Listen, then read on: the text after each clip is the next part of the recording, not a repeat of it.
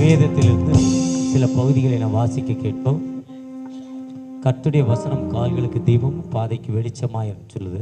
ஒருவேளை நான் வசனத்தை வாசித்து அதன் பின்பு நாம் ஆலயத்துக்குள் செல்வது மிகவும் ஒரு சிறப்பானது. முதலாவதாக ஆகாய் 2ஆம் அதிகாரம் வசனங்கள் 5 முதல் 9 வசனங்கள்.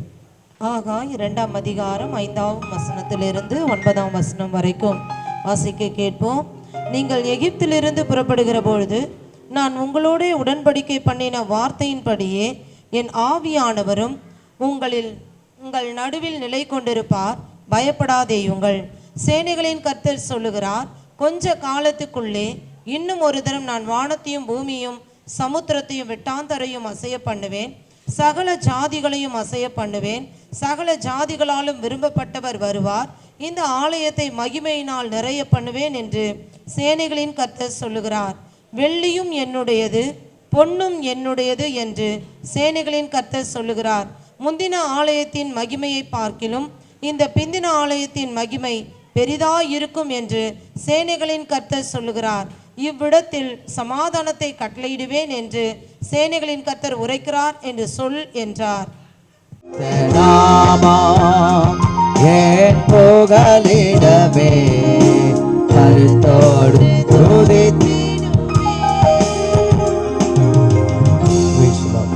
சங்கீதம் 102 தாவீது பாடின ஆரோகண சங்கீதம். கர்த்தருடைய ஆலயத்திற்கு போவோம் வாருங்கள் என்று எனக்கு அவர்கள் சொன்னபோது மகிழ்ச்சியாயிருந்தேன். எங்கள் கால்கள் நிற்கலாயிற்று. எருசலேம் இசைவனை கட்டப்பட்டிருக்கிறது. அங்கே இஸ்ரவேலுக்கு சாட்சியாக கர்த்தருடைய ஜனங்களாகிய கோத்திரங்கள் கர்த்தரின் நாமத்தை ஸ்தோத்தரிப்பதற்கு போகும். அங்கே தாவீதின் வம்சத்தாருடைய சிங்காசனங்களாகிய நியாயாசனங்கள் வைக்கப்பட்டிருக்கிறது. எருசலேமின் சமாதானத்துக்காக வேண்டிக் கொள்ளுங்கள். உன்னை நேசிக்கிறவர்கள் சுகித்திருப்பார்களாக.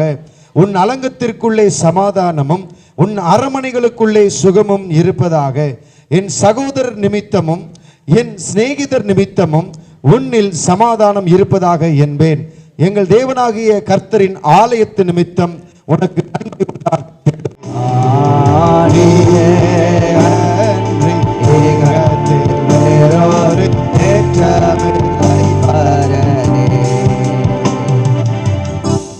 பரிசுத்த நாமத்துக்கு மகிமுண்டாவதாக.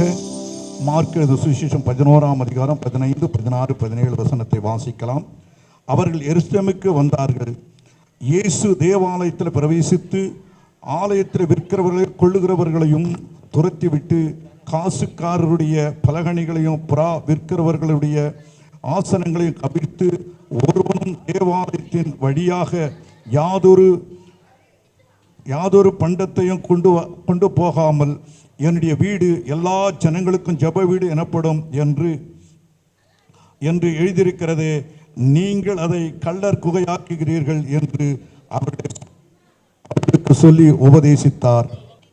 பார்க்கலாம், பிந்தின ஆலயம் மகிமை உள்ளது என்று சொன்னது போல கர்த்தாவே, நாட்களே தேவன் தாமே இந்த ஆலயத்தை பிரதிஷ்டை பண்ண கர்த்தாவே ஸ்தோத்திரிக்கிறோம். நன்றி ராஜா. தேவன் தாம் ஆண்டவரை ஸ்தோத்திரிக்கிறோம்பா. அப்பா, இதோ இந்த நாட்களில் ஆண்டவரா இந்த ஆலயத்தை பிரதிஷ்டை பண்ணும் பொழுது ஆண்டவரா இதை விட கர்த்தாவே ஸ்தோத்திரிக்கிறோம். அப்பா இருக்கிற ஆண்டவரா, அப்பா ஆத்து மக்களை விட அதிகமான ஜனங்களை நீர் இந்த பகுதியில் ஆண்டவரா கிழக்க மேற்க வடக்க உள்ள ஜனங்களை கொண்டு வந்து இந்த ஆலயத்தை நிரப்ப. அன்புக்குள்ளே நான் சமாதான பிரபுவின் ஊழியத்தின் சார்பாக பெதஸ்தா கிறிஸ்துவின் ஜெப வீட்டை நாம் அனைத்து ஊழியர்கள் சார்பாகவும் ஆண்டுடைய இல்லத்தை நாம் திறக்கப் போகிறோம். வானங்களும் உம்மை கொள்ளாதே, நான் கட்டின ஆலயம் எம்மாத்திரம் என்று தாவீது சொல்கிறாங்க. 1,26,000 மாடுகள், 20,000 மாடுகளை பலியிட்டு இரத்த வெள்ளத்தில் அந்த பகுதி இருக்கிறப்ப சாலமோன் ராஜா, அந்த அமைதியின் அரசர், அந்த அன்பின் அரசர் அந்த ஆலயத்தை திறந்து வைத்தார். ஆனால் இயேசு கிறிஸ்துவின் ரத்தம் சகல பாவங்கள் நீக்கிறமை சுத்தரிக்கும் நம்பிக்கையோடு நம்ம கிறிஸ்துவின் ரத்தத்தினால் இந்த ஆலயத்தை இப்போ அநேக ஊழியர்கள் வந்திருக்கீங்க, அநேக ஊழியருடைய தலைவர்கள் வந்திருக்கீங்க. ஊழியர் கூடுகைக்கூடிய தலைவர்கள், திருச்சபையின் தலைவர்கள், ஊழியத்தின் அந்த தலைவர்கள் முன்னாக இருக்கிற அந்த ஐக்கியங்கள் மீஜூன் மற்றும் அநேக ஊழியர் ஐக்கியங்கள் இருக்குது. அந்த தலைவர்கள் முன்னால் வந்து நம் அனைவரும் இந்த ரிப்பனை தொட்டு பிதா குமார பரிசுத்தாவின் திருநாமத்தில் அந்த ஆலயத்தை நாம் பிரதிஷ்டை பண்ண போகிறோம். பலனே என் கோட்டையே ஆராதனை உமக்கே என் பலனே என் கோட்டையே ஆராதனை உமக்கே. அன்புக்குரிய இனிய திருச்சபை மக்களே, உங்களை வாழ்த்துகிறேன். உங்களோடு நிற்பதில் இந்த நாளில் ஆண்டவருக்கு நன்றி செலுத்துகிறேன். விசேஷமாய் ஞானமணி அம்மா, அவருடைய கணவர், அவருடைய 2 பிள்ளைகள், மூத்த மகள் அன்போடு என்னை அப்பான்றது அழைப்பாங்க, அன்போடு என்னை தகப்பனாக ஏற்றுக்கொண்ட ஒரு மகள், அன்பு தம்பி ராஜேஷ். இன்னொரு மகள் வந்திருக்காங்களா தெரியல, அந்த மகளையும் வாழ்த்துகிறேன். அவருடைய பிள்ளைகள், கணவர், அவர்களோடு இணைந்து பணி செய்யும் ஊழியர்கள், மீஞ்சூர் பகுதி மற்றும் மணலி பகுதியிலிருந்து அநேக ஊழியர்கள் வந்திருக்கீங்க, உங்களை வாழ்த்துகிறேன். இந்த திருச்சபை என்பது ஜிஎல் மூடி இவ்வாறு சொல்கிறார். பெரிய திருச்சபை ஜிஎல் மூடி. அந்த ஜிஎல் மூடி திருச்சபையில் குறைஞ்சது லட்சக்கணக்கான மக்கள் ஆராதிப்பாங்க. அந்த ஒர்க்ஷிப்பில் அவர் ஒர்க்ஷிப்பில் இருக்கிறப்போ ஒரு பெண் வாழ்வில் பயந்து எய்ட்ஸ் பிடித்து கொண்ட ஒரு பெண், கணவனுடைய குடிப்பழக்கத்தினால், தன்னுடைய வீட்டின் தேவையினால், வருமான குறைவினால், தவறுகள் செய்தது நிமித்தம் வந்த வியாதி எய்ட்ஸ்.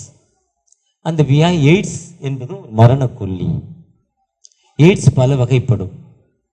எனக்கு தெரிந்த ஒரு தம்பிக்கு எய்ட்ஸ் வந்துச்சு. கட்டில் படுத்திருக்கிறவன் அப்படியே ஜம்ப் பண்ணுவான், படுத்திருக்கவன் எழுந்தில்ல, படுத்திருக்கவன் ஜம்ப் பண்ணால் 4 அடி மேலே போய் பொத்துன்னு தரையில் வந்து விடுவான். அது ஒரு வகையான எய்ட்ஸ். இன்னொரு வகையான எய்ட்ஸ், ஒரு தம்பியை கட்டில் படுக்க வச்சுருந்தாங்க, நார்கட்டில். மோஷன் ஏற போகிற இடத்த மட்டும் ஓப்பன் பண்ணி கீழே வாளியை வச்சுட்டாங்க, போய்கிட்டே இருக்குது, நிற்கவே இல்லை. இன்னொரு விதமான எய்ட்ஸ் எலும்புருக்கி ஒல்லியாக்கிட்டே இருப்பாங்க. இப்படி எய்ட்ஸ் பல வகை. அந்த எய்ட்ஸ்னால் பாதிக்கப்பட்ட ஒரு பெண் மரண தருவாய், வாழ்க்கையில் விளிம்பு, இறந்து விட வேண்டும் நோக்கத்தோடு போய்கிட்டு இருப்போம். இதேமாரி ஒரு தெய்வ சத்தம் அந்த ஆலயத்துக்குள்ளே வருது. சர்ச்சுக்குள்ளே உட்காந்து இந்த ஆண்டவர் இவங்க சொல்கிறாங்களே, எனக்கு விடுதலை தருவாரா, எனக்கு வாழ்வு தருவாரா என்ற ஏக்கத்தோடு அந்த பெண் உட்கார்ந்துருக்கிறா. வந்திருக்கிற அந்த ஆராதனை நடத்தி கொண்டிருக்க ஜிஎல் மூடி அந்த பெண்ணோட பேரை சொல்கிறார், அந்த பெண்ணுக்காக ஜெபிக்கிறார். ஏன்னா ஒரு இடத்துக்கு ஒரு ஊழியக்காரர் போகிறாரு, கூப்பிடுமுன்ன கூப்பிட்டவங்க சொல்கிறாங்க, எங்கள் இடத்துல பிசாசின் கட்டுகள், பில்லி சுனியங்கள், அசுத்தாவிகள், வியாதிகள், மரண பிள்ளத்தாக்கு இதெல்லாம் அதிகம் இருக்குது ஐயா, நீங்கள் மீட்டிங் வர்ற நீங்கள் ஜெபித்து வந்து அதுக்கெல்லாம் விடுதலை கொடுக்கணும்னு ஜோம் பண்ணாங்களாம். அப்போ அந்த ஊழியக்காரர் பல நாள் பாஸ்டிங் இருந்து அந்த ஊழியத்துக்கு போனாராம். ஆண்டவர் அவரோடு பேசினாராம். என்ன பேசினார்னா, நான் உன் ஊழியத்துக்கு உன்னை அழைச்சிருக்கேன், நீ என்னை இந்த ஊழியத்துக்கு போகும்னா 4 மணி நேரம் 2 கைகளையும் உயர்த்தி என்னுடைய சன்னிதானத்தில் காத்திருந்து ஜெபிக்கணும்னாங்களாம். அந்த ஊழியக்காரர் 2 கைகளையும் இப்படி தூக்குனாராம். நானும் காலையில் ட்ரை பண்ணி பார்த்தேன், 2 நிமிஷத்துக்கு மேலே தூக்க முடியல. கிட்டத்தட்ட ஒரு 10 நாளாக ட்ரை பண்ணிகிட்டு இருக்கேன். 2 நிமிஷத்துக்கு மேலே, 1 நிமிஷம் அதிகமாக, 10 செகண்டுக்கு மேலே தூக்க முடியல. அவர் சொன்னார், 10 செகண்டே தூக்க முடியல, 4 மணி நேரம் தூக்க சொல்கிறேன்னாரா. ஜீசஸ் சொன்னாரா, உனக்காக, உன்னுடைய பாடுகளுக்காக, உன்னுடைய விடுதலைக்காக நான் சிலுவையில் 6 மணி நேரம் என் கைகளை உயர்த்தி வச்சுருந்தேன் தெரியுமா? நீ இந்த மக்களுக்காக நீ ஏன் 4 மணி நேரம் கையை தூக்கி நீ ஜெபிக்கக்கூடாதுன்னு கேட்டாராம். அவர் முயற்சி செய்தாராம். அந்த மீட்டிங்கில் பெரிய அற்புதங்கள். அதே மாதிரி தான் ஜிஎல் மூடி அந்த ஊழியத்திற்கு போகும்ன பல மணி நேரங்கள் அந்த வாரத்தின் முதல் நாள் ஆண்டோடைய வார்த்தையை சொல்லுமுன்ன ஜெபித்து தான் கடந்து வருவாராம். அப்படி ஜெபித்து கடந்து வர்றப்போ அந்த மகளுடைய பெயர் ஆண்டவர் நினைவுபடுத்துகிறார். அவர் சொல்கிறார், அந்த மகளுக்கு ஒரு பெரிய ஹீலிங். இதுதான் இந்த சமாதானத்தின் ஊழியங்கள்னு கல்வெட்டில் போட்டிருக்காங்க, சமாதான பிரபுவின் ஊழியங்கள். சமாதானம் என்பது அமைதியின் அரசர். அமைதி என்பது ஏசாயா 9:6. நமக்கு ஒரு பாலகன் பிறந்தார், நமக்கு ஒரு குமாரன் கொடுக்கப்பட்டார், கர்த்தர் தோளின் மேல் இருக்கும், அவர் நாமம் அதிசயமானவர், ஆலோசனை கர்த்தா, வல்லமையுள்ள தேவன், நித்திய பிதா, சமாதான பிரபு. திருவிலியத்தில் அமைதியின் அரசர் என்று சொல்லப்பட்டிருக்கு. அந்த அமைதியின் அரசர் ஊழியத்தில் இந்த பெதஸ்தாங்கிற இந்த பெதஸ்தா கிறிஸ்துவின் திருச்சபை. பெதஸ்தா என்பது யோவான் 5ஆம் அதிகாரம் 38ஆம் வருஷம் 5ஆம் அதிகாரத்தில் 38 வருடங்கள் பலவீனப்பட்ட ஒரு மனிதன், மனைவியினால் கைவிடப்பட்ட நிலைமை, பிள்ளைகளால் கைவிடப்பட்ட நிலைமை, உறவின் மக்களால் கைவிடப்பட்ட நிலைமை, இந்த சமூகத்தால் கைவிடப்பட்ட நிலைமை. அப்படிப்பட்ட ஒரு மனிதன் அந்த பெதஸ்தா குளத்தில் போய், அது எருசலேம் தேவாலயத்தில் பின் கேட்டில் இருக்கும். இன்றைக்கும் நீங்கள் எருசலேம் தேவாலயத்துக்கு போனோன்னா வின் கேட்டில் போனால் அந்த பெதஸ்தா குளம் இருக்குது. அந்த ஞாபகத்தை தான் காருணியாவில் டாக்டர் டிஜிஎஸ் தினகரன் அந்த இயேசு அழைக்கிறார் காருணியா கோயம்புத்தூரில் பெதஸ்தா குளத்தை அவர் கெட்டி வச்சிருக்கிறாரு. ஒருவேளை அது ஒரிஜினல் பெதஸ்தா குளம் எருசலேமில். அந்த பெதஸ்தா குளத்தை பற்றி நிறைய படுத்திருப்பாங்க. ஏன்னா அங்கே ஒரு நாள் தேவதூதன் வருவான், அமாவாசை இரவு. அதனால இன்னைக்கு நிறைய பேர் அமாவாசை ஜெபம் நடத்துகிறோம். அந்த அமாவாசை ஜெபத்தில் ஆண்டவர் திடீர்னு வருவார், குளத்தில் இறங்குவார், குளத்தை கலக்குவார். தண்ணி கலக்கிறப்போ யார் முதல்ல இறங்குறானோ ஃபஸ்ட்டு ப்ரிஃபரன்ஸ் அவனுக்கு ஹீலிங். அவன் எப்படிப்பட்ட வியாதி உள்ளவனாலும் அவனுக்கு ஒரு ஹீலிங். அந்த அப்படிப்பட்ட வியாதிக்காக நிறைய பேர் படுத்திருப்பாங்க. அப்போ அந்த மனிதனை கட்டு 38 வருடமும் ஹோன்லி பெர்சன் சொல்கிறார், ஒருவரும் எனக்கு இல்லை, கைவிடப்பட்ட நிலைமை, எனக்கு யாருமே இல்லை, ஏன்பாங்க படுத்திருக்க என்று கேட்குறப்போ இந்த குளம் கலக்கப்படுறப்ப யார் இதில் முதல்ல இறங்குவாங்களோ அவங்களுக்கு ஹீலிங்னு சொன்னாங்க. நான் முதல்ல இறங்குவதற்கு நான் தடுமாறி எழுந்து அந்த குளத்துக்குள்ளே போகிறதுக்குள்ளே யாரோ இறங்கிடுறான். எனக்கு உதவி செய்ய ஒருவரும் இல்லை. ஆண்டவர் சொல்ல, get up, take your beds and வாக்குங்கிறார். எழுந்தும் படுக்கை எடுத்துக்கொண்டு நடங்கிற. அவன் என் குளத்தில் இறங்கலன்னு சொல்லலை. அந்த ஃபெய்த், அந்த விசுவாசம், அந்த அடிப்படையில் இந்த பெதஸ்தா திருச்சபைக்குள்ள விசுவாசத்தோடு இங்கே ராஜேஷ் ஒர்க்ஷீப் பண்ணுறாரா, சவுந்தரபாண்டியன் மெசேஜ் கொடுக்குறாரா, அந்த ஐயா 20 நிமிஷம் ஒர்க்ஷீப் பண்ணுறாரா, ஞானமணி அம்மா பேசுகிறாங்களா, இல்லை இங்கே வானத்தை பூமி படைத்த ஆண்டவர் அந்த 2 நாளாகவும் 6ஆம் அதிகாரத்தில் சொல்கிறாரு. 2 நாளாகவும் 1 ராஜாக்கள் 8:63 சொல்கிறார், வானாதி வானங்களும் உம்மை கொள்ளாதே. என்ன சொல்கிறாரு? நீ யாருப்பா? வானத்தை பூமி படைத்த சர்வமுள்ள தேவன். இந்த நான் கெட்டின ஆலயம் எம்மாத்திரன்னு சொல்லிட்டு தான் அந்த சாலமோன் அந்த ஆலயத்தை பிரதிஷ்டை பண்றாரு. இந்த ஆலயங்கிறது ஒரு மனுஷனால் கெட்டப்பட்டாலும் இது உள்ள இருக்கிறது வானத்தை பூமி படைத்த ஆண்டவர். அந்த ஆண்டவரை விசுவாசிக்கிறப்போ நீங்க இன்னைக்கு எந்த வேதனை, எந்த துன்பம், இந்த கண்ணீர்ல வந்தாலும் ஆண்டவர் உங்களுக்கு ஒரு விடுதலை கொடுக்கும். ஒரு உயிருள்ள ஆண்டவர் நம்மோடு கடந்து வந்திருக்கிறார். அவரை நோக்கி பார்த்த முகங்கள் ஒரு காலம் வைக்கப்பட்டு போனதில்லை. தகப்பனே, எனக்கு ஒரு விடுதலை கொடுங்க, என்னை பிளஸ் பண்ணுங்க, உம்முடைய கிருபை எனக்கு தாங்க தகப்பனேன்னு கேட்கிறப்போ நிச்சயமாகவே அந்த டாக்டர் ஒரு ரொம்ப சூப்பர் டாக்டர். என்னுடைய பிள்ளைகள் சொல்றாங்க, என் பிள்ளைகள் 2-3 டாக்டர் அங்கே வர்றாங்க ப்ராக்டிஸ்க்கு. தர்ம சிந்தனையா நிறைய ஹெல்ப் பண்றாராம். நாங்களும் விச்சூர் ரோடில், மணலி நியூட்டோனில் விச்சூர் ரோடில் ஒரு பெரிய ஹாஸ்பிட்டல் வச்சுருக்குறோம். அம்மா ஓப்பன் டேக்கு வந்தாங்க. 50 பெட் உள்ளது, நிறைய வசதிகள் இருக்குது. இப்படிலாம் இருக்கிறப்போ ஹாஸ்பிட்டலில் இருக்கிறப்போ எதுக்குங்க உங்கள் சர்ச்சு? உங்கள் சர்ச்சு இருக்கிறப்போ எதுக்கு ஹாஸ்பிட்டல்? இந்த சர்ச்சு ஹீலிங் இருக்குல்ல, எதுக்கு ஹாஸ்பிட்டல்? தெய்வீக சுகம்னு ஒன்று இருக்குது. நிறைய பேர் தீவிரம். இது எப்படின்னா, ஒரு இன்னைக்கு உலகம் எப்படி அட்வான்ஸ் மைண்டில் இருக்குன்னா, புதுசாக ஒரு டீச்சர் ஒரு கிளாஸுக்கு வந்தாங்க, கணக்கு டீச்சர். செல்ஃப் இன்ட்ரடக்ஷன் முடிஞ்சிருச்சு. முடிஞ்ச பிறகு கேட்டாங்க, தம்பி 10 பேர் சேர்ந்து 5 நாட்களில் ஒரு ரோடை போட்டால் 15 பேர் எத்தனை நாளில் போடுவாங்கன்னு ஒரு கேள்வி வச்சாங்க டீச்சர். 10 பேர் 5 நாட்களில் இந்த ரோடை போடுறாங்க. இப்போ 15 பேரை போட்டால் எத்தனை நாளில் போடணும்? இப்போ இந்த பாடுற பிள்ளைங்க மாதிரி அட்வான்ஸ் மைண்ட் உள்ள பிள்ளைங்க ஏற்கனவே ரோடே போட்டாச்சு, இப்போ எதுக்கு அந்த கணக்குன்னா? இந்த பிள்ளைகள் எப்படி அட்வான்ஸ் மைண்டாக இருக்குது? ஏற்கனவே ரோடே போட்டாச்சு, இருக்கிற வேலையை பாருங்கன்னார். இன்னொரு வாத்தியார் மோகன்ராஜை பற்றி விளக்கம் எழுதினார். மோகன் ராஜா, அவர் பேர் வந்து மோகன்ராஜ் ராய். அவர் தான் நான் படிக்கிற காலங்களில் ஹிஸ்ட்ரி புக்கில் உடன்கட்டை ஏறுதல், புருஷன் செத்தோன்னா அந்த தீயில பொண்ணை தூக்கி போட்டுருவாங்க ஒய்ஃபை. திருமணம் ஆகி ஒரு நாள் ஆனாலும் திருமணம் ஃபிக்ஸ் பண்ணியிருந்தாலும் 1 நிமிஷம் ஆயிருந்தாலும் 90 வருஷம் ஆயிருந்தாலும் புருஷன் செத்த நெருப்பில் தூக்கி போட்டுருவாங்க. அதை எதிர்த்தவர் சர் மோகன் ராஜ் ராய்ன்னு சொல்லுவாங்க. ஆனால் வில்லியம் கேரி தான் அதை எதிர்க்கிறார், ஒரு மிஷினரி தான் எதிர்க்கிறார். அதை அன்னைக்கு சொல்லலை, இன்னைக்கு அதுவும் இல்லை அந்த புத்தகத்தில். இன்னைக்கு ஹிஸ்ட்ரி புக்கில் அதையும் எடுத்துட்டான். கிறிஸ்தவம் பேர் வந்துடும்னு தீவிரவாதிகள். அவன் எழுதுனா 3 ஒன்றா இருந்து வேலை செஞ்சாங்க, யூனிட்டியான்னா. அந்த 3 பேரும் யார்? ஒருத்தர் பேர். இந்த அளவுக்கு அட்வான்ஸ் மைண்டு மக்கள் மத்தியில். இந்த அட்வான்ஸ் மைண்டு மத்தியிலையும் இங்கே ஹீலிங் நடக்குன்னா அதான் ஆண்டவர் அது சர்வ இது எல்லா மக்களுக்கும் ஜெப வீடுங்கிறார். மத்தேயில சொல்கிறாரு, மார்க்கில் சொல்கிறாரு, லூக்காவில் சொல்கிறாரு, மத்தேயு 21 சொல்கிறாரு, மார்க்கு 11 சொல்கிறாரு, லூக்கா 19 சொல்கிறாரு. இது எல்லா மக்களுக்கும் ஜெப வீடு, ஹவுஸ் ஆஃப் பிரேயர், என் விண்ணப்பத்தின் வீடு. எப்படி எசேக்கியா ராஜா ஏசாயா 38 ஆண்டவரை நோக்கி ஜெபிக்கிறப்போ ஒரு விடுதலை. எந்த மனிதன் ஆண்டவரை நோக்கி இது விண்ணப்பத்தின் வீடு, எல்லா மக்களுக்கும் ஜெப வீடு.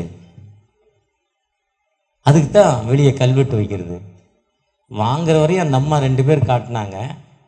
அப்புறம் அந்த அம்மாவும் இவங்க ஹஸ்பண்டும் சேர்ந்து கட்டினாங்க. நீங்களாம் பணம் கொடுத்து எல்லாரும் கட்டினோம். இதில் பாஸ்டர் ராஜேஷ். ஆனால் இந்த சர்ச்சு யாருக்கு? மக்களுக்கு. இப்போ இதுக்கு ஓனர் யார் கிடையாது? இதுக்கு ஓனர் யாரு? நிறைய பாஸ்டருக்கு இதுக்கு தெரியல எதுக்கு கல்வெட்டு வைக்க. நிறைய பேர் என்ன பண்றான், கலெக்ஷன் பண்ணிட்டு வீட்டை கட்டிடுறான். நிறைய பேர் கலெக்ஷன் பண்றான், வீட்டை கட்டிடுறான். ஏன்டா கல்வெட்டு வைக்கலைன்னா வருங்க வச்சுக்கலாங்க உங்க இடம் வாங்குறான். ஒரு ஆள் இப்படித்தான் மூளை கடையில் எல்லாத்தையும் மாட்ரேட்டுன்பார், எல்லாத்தான் காண்டுபிடி இங்கிலாண்டும்பார். ஒருத்தர் தெரியும், ஒருத்தர் ஒரு சிலத்தை நான் சொன்னோன்னே புரிஞ்சுக்கிடுவாங்க. ஏன்டு கூட கலெக்ஷன் வாங்கினார், வீட்டை கட்டிட்டார், சர்ச்சை கட்டவே இல்லை. கடைசியில் அந்த ஆள் இந்த வீட்டில் இல்லை, செத்தே போனான். கடவுள் சன்னிதானத்தில் இது ஆண்டுடைய இல்லம், அவருடைய வீடு, அவருடைய வீட்டுக்காக இந்த மக்கள் தங்களுடைய ஒரு டீயை குறைச்சி கொடுக்குறான், ஒரு இட்லியை குறைச்சி கொடுக்குறான். அவன் வாடகை கொடுத்து இருந்தாலும் தான் வாழும் தான் ஜெபிக்கிற இடம் ஆண்டுடைய சொந்த இடமா இருக்குன்னா வெறுத்து தன் சுயத்தை வெறுத்து கொடுக்குறான். அந்த வெறுத்து வாங்குவதில் நீங்கள் உண்மையா இருக்க வேண்டும். உண்மை உள்ள மனிதன். இந்த சாரீலாம் நீங்க கட்டியிருக்கீங்க, பாஸ்ட் ஃப்ரீயா தந்தாரா? 200 ரூபாய்க்கு வாங்கி 200 ரூபா அம்மான்னு கொடுத்தாரு. அதான உண்மை, அதான உண்மை. ஆனால் இது அதே மாதிரி பாஸ்ட் என்பவர் நம்மை நம்பி இருக்கிறாரு.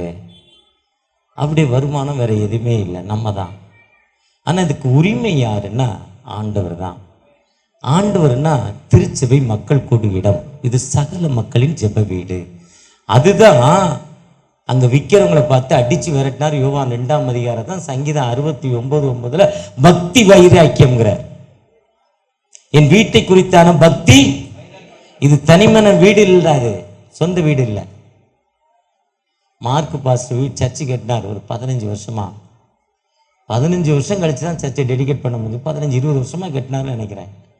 ஆனால் முன்னால பெரிய கல்வெட்டு வச்சிருப்பார் வீட்டுக்கு முன்னால, சூப்பர் சர்ச்சை. பின்னால போய் வீட்டை பார்த்தா மண் தர, மேடும் பள்ளம், அதில் தான் படுத்தார். ஆண்டவருக்காக சர்ச்சை கட்டி அதை ஒழுங்காக டெடிகேட் பண்ணார் தன்னுடைய வறுமையிலும். பொதுவாக அந்த சாட்சியான வாழ்வு தான் இது கடவுளுடைய வீடு, சகல மக்களின் ஜெப வீடு.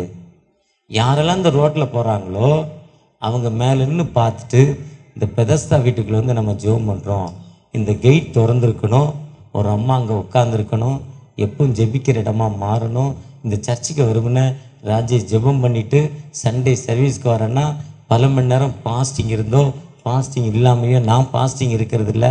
ஆனால் ஜெபத்தோடு என் மக்களுக்கு நான் என்ன சொல்லணும், என் மக்களுடைய தேவைகள் என்ன, கண்ணீரான வாழ்வு என்ன, ஜெபித்துட்டு வந்ததால் தான் ஜிஎல் முடி வாழ்க்கையில் முன்னேறினார். ஒருவேளை நீங்கள் நான் எதுக்கு வாழ்க்கையில் முன்னேறல, 48 வருஷமாக நான் அதே சர்ச்சை தான் வச்சுருக்கேன், அந்த 15 மெம்பர் தான் இருக்காங்க, என் சர்ச்சையாக முன்னேறலைன்னா எங்கே ஒரு பிரேக் சுவிட்ச் இருக்குது, அந்த ட்ரிப்பர் சுவிட்ச் இருக்குது, பிரேக் அந்த ட்ரிப்பர் ஆஃப் ஆயிரும். அதே மாதிரி எங்கே ஒரு பிரேக் இருக்குது, வாழ்க்கையில் முன்னேற்றலைன்னா ஆண்டவர் சொல்கிறாரு, அதுதான் அவர் வீட்டை குறித்தான பக்தி வைராக்கியம். அங்கே விற்கிறவங்களும் வாங்கணும் அடித்து விரட்டிட்டு என் வீடு சகல ஜனங்களுக்கும் ஜெப வீடுன்னு சொன்னார். அதுதான் சாலமோன் ராஜா சர்ச்சை திறக்கிறப்போ, வானாதி வானங்களும் உம்மை கொள்ளாதே, நான் கட்டின ஆலயம் எம்மாத்திரமாப்பா, இது சாதாரண இடம்பா, ஆனா நீ எவ்வளவு பெரிய கடவுள், என்னை இந்த கடவுள் இங்க வாசம் பண்ணுவாரான்னு சொல்லி அந்த ஒரு பெரிய ஆலயத்தை திறந்த பொழுதுதான் ஆண்டவர் 2 நாளாக 7ஆம் அதிகாரம் 14ஆம் வசனத்துல என் நாமம் தரிக்கப்பட்ட ஜனங்கள் தங்களை தாழ்த்தி என்னை நோக்கி ஜெபம் பண்ணி என் முகத்தை தேடி தன்னுடைய பொல்லாத வழியை விட்டு இடத்தில் திரும்பினார். பரலோகத்தை நான் கேட்டு தேசத்திற்கு சேமத்தை கொடுப்பேன்னு சொல்றார். யார் ஜெபம் பண்ணாலும் அப்படி வேலை செஞ்ச ஜிஎல் முடி பெரிய சர்ச்சை ஆரம்பிக்க முடிஞ்சது. இன்னைக்கு இருக்க தென் கொரியாவில் பாலியாங்கி ஷோ 4 ஃபேமிலி சர்ச்சை ஆரம்பிக்கிறப்போம். இன்னைக்கு 1 லட்சம் ஃபேமிலி அவங்க சர்ச்சில் 1 லட்சம் ஃபேமிலி இருக்காங்க. காரணம் என்னென்னா அந்த சர்ச்சா அவரை ஆலயமாக பயன்படுத்துகிறார், சகல ஜனங்களுக்கு ஜெப வீடா பயன்படுத்துறதால வாழ்க்கையில் ஒரு முன்னேற்றமான பாதை. எனக்கு தெரிஞ்ச டாக்டர் டி மோகன் ஏஜி திருச்சபை, நியூ லைஃப் ஏஜி திருச்சபை, சாதாரண ஒரு ஓட்ட சைக்கிளில் ட்ராக்ஸ் கொடுத்த ஊழியர் இன்னைக்கு உலக அளவில் ஏஜி திருச்சபுடைய தலைவர், வேர்ல்டில் ஏஜி திருச்சபுடைய தலைவராக மாறி இருக்கிறார்னா அந்த உழைப்பு அர்ப்பணிப்புங்க. அந்த அர்ப்பணிப்பு அந்த ஆண்டவர் உங்களோடு என்னோடு கடந்து வந்திருக்கிறார். அந்த ஆண்டவர் உங்களுக்கு வாழ்வரும் ஆண்டவர், அந்த ஆண்டவர் உங்களை உயர்த்தும் ஆண்டவர், அந்த ஆண்டவர் எல்லா நிலையிலும் ஆசீர்வதிக்கும் ஆண்டவர். இது உண்மையாக ஒரு பிரதர்சனமாக மாற வேண்டும். அதுதான் என்னுடைய ஆசை. கலந்து கொண்ட பாஸ்டர்ஸ், ஊழியர்கள், தேவதாசர்கள், கலந்து கொண்ட மக்கள், திருச்சபைக்காக, திருச்சபையுடைய ஊழியர் குடும்பங்களுக்காக நம்ம எப்பவுமே ஜெபிக்கிறப்போ நிச்சயமாக ஆண்டவர் உயர்த்தும். அந்த ஆண்டவர் நம்மோடு கடந்து வந்திருக்கிறார். அந்த ஆண்டவற்றை தகப்பனே எங்களை பிளஸ் பண்ணுங்க. இது ஒரு பிரதஸ்தாவாக இன்னைக்கு நான் ஒரு பிரதஸ்தாக்குள்ளே இறங்குறேன். எனக்கு ஒருவரும் இல்லை, நான் இன்னைக்கு ஒரு பிரதஸ்தாக்குள்ளே இறங்குறேன். எனக்கு விடுதலை கொடுங்க, என்னை பிளஸ் பண்ணுங்கப்பா, உம்முடைய கிருபை எனக்கு தாங்க தகப்பனை நோக்கி பார்ப்போம்மா. திருச்சபை போதகர் ராஜேஷ் குடும்பங்களுக்காக, தலைமை போதகர் ஞானமணி அம்மா குடும்பங்களுக்காக ஜெபிக்கிறப்பா. வந்திருக்க திருச்சபை மக்கள் ஒவ்வொருவரையும் பிளஸ் பண்ணுங்கப்பா. உம்முடைய பிரச்சனை எங்கள் மத்தியில் வரட்டும், உம்முடைய கிருபை எங்கள் மத்தியில் வரட்டும்பா. வந்திருக்கிற அநேக ஊழியர்கள் வந்திருக்காங்கப்பா, சர்ச்சை கட்டிக்கிட்டு இருக்கப்பா. எங்களால் முடியாத நிலைமை, ஏக்கத்தோடு ஜெபிக்கிற அன்பு பிள்ளைகளுக்காக ரிலீஸ் பண்ணிட்டோம், ஆனால் வாசல் இல்லை, ஜன்னல் இல்லை, ஏக்கத்தோடு ஜெபிக்கிற அன்பு பிள்ளைகளுக்காகப்பா. பெருசாக திருச்சபை கட்டியிருக்கோம், வளர்ச்சி இல்லை, ஏக்கத்தோடு ஜெபிக்கிற அன்பு பிள்ளைகளுக்காகப்பா. மனமுறங்கி பிளஸ் பண்ணுங்க, ஒவ்வொருவரையும் ஆசீர்வதிங்க. இந்த ஆராதனை ஆரம்பம் முதல் முடிவரை எங்களுடைய பிரச்சனை இருந்ததுப்பா, நன்றி செலுத்துகிறோம். பாதுகாத்துக் கொள்ளுங்க, வழிநடத்துங்க. இப்போ இயேசு மூலம் ஜெபம் கேளும் அன்பின் தகப்பனே, ஆமென்.